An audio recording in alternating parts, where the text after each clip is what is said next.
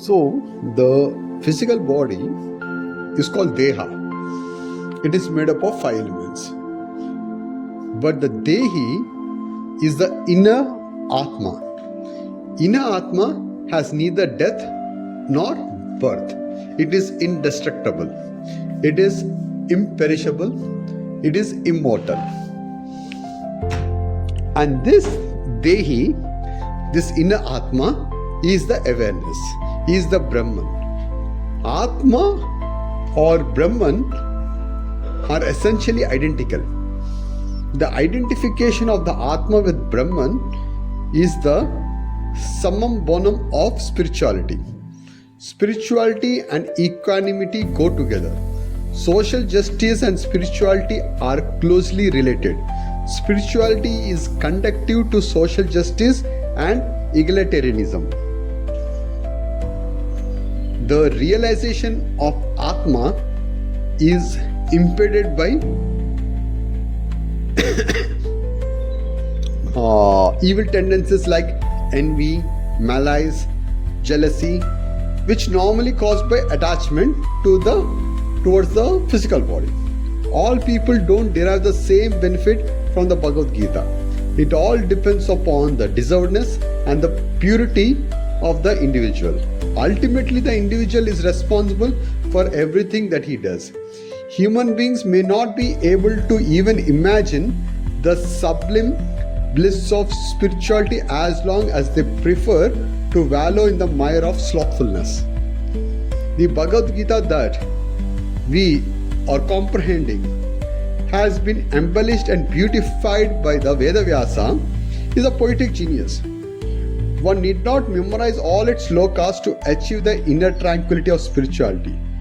A single shloka from the Bhagavad Gita is enough to transform our lives. Steadfastness basically is a Shraddha. Okay? The steadfastness is necessary for acquiring the knowledge of spirituality. The Bhagavad Gita exhorts us to become fitting instruments of the God.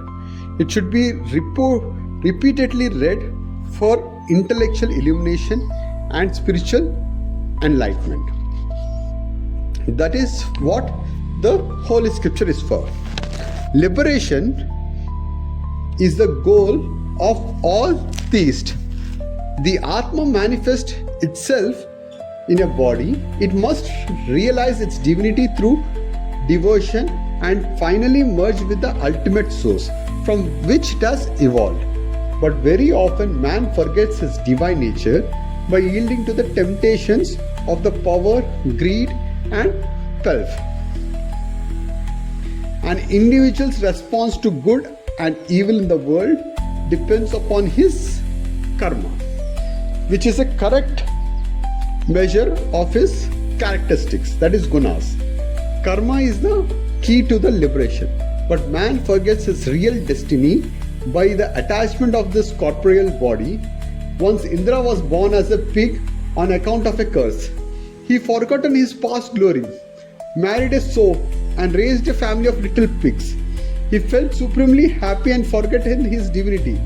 Narada took pity on him and made him realize the real destiny. Human beings also forgotten their divinity and attached themselves to the sensual pleasures. Krishna's exposition of the Bhagavad Gita benefited Arjuna, Sanjaya, Vedavyasa and Hanuman. The same Gita fell on the deaf ears of Dhritarashtra too. His attachment to his cruel sons blinded him to do the justice for the Pandavas. Every shloka of the Bhagavad Gita is important. There are 700 shlokas in it. A matchbox may contain as many 50 sticks, but a single match is enough to light a lamp for dispelling the darkness at a place. Similarly, a single shloka from the Bhagavad Gita is enough to bring the light of wisdom and dispel the darkness of ignorance. But without Shraddha, the steadfastness or the perseverance, the Bhagavad Gita will remain like a sealed book. There is no liberation and spiritual enlightenment for the slothful. You need to start practicing, start applying and start engrossing in the spiritual truth and to be that.